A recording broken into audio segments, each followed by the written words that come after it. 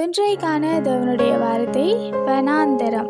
ஓசியா 13ஆம் அதிகாரம் 5ஆம் வசனம் சொல்லுது, நான் உன்னை மகா வறட்சியான தேசமாகிய வனாந்தரத்திலே அறிந்து கொண்டேன். அதாவது தேவன் எங்களுக்கு ஒரு சில வனாந்தரங்களை அனுமதிக்கிறார். அப்படி வனாந்தரங்களை அனுமதிக்கிறதுக்கான காரணம், தேவன் அப்படிப்பட்ட வனாந்தரமான பாதைகளை தான் எங்களை தெரிந்து கொள்ளுகிறாராம். அதைத்தான் இந்த வசனம் சொல்லுது, மகா வறட்சியான வனாந்தரத்தில் நான் உன்னை அறிந்து கொண்டேன் என்று சொல்லி தேவன் சொல்லுகிறார் என்று. வனாந்தரங்கள் என்றது ஒவ்வொருத்தருக்கு ஒவ்வொரு மாதிரி அனுமதிக்கப்படுகிறது. எல்லோருக்கும் ஒரே மாதிரியான வனாந்தரங்களை தேவன் கொடுக்கிறதில்லை. சில நேரங்களில் வியாதிகளாக இருக்கலாம், அல்லது ஏதாகிலும் ஒரு கடினமான பாதைகளாக இருக்கலாம்.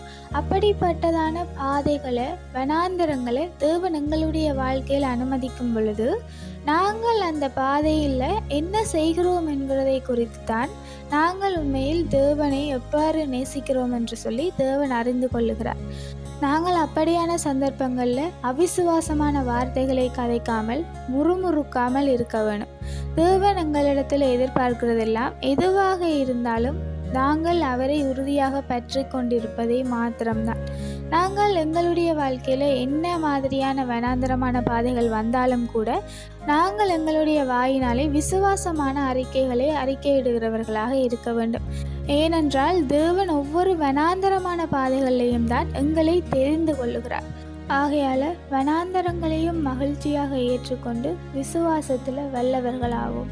Have a hopeful day.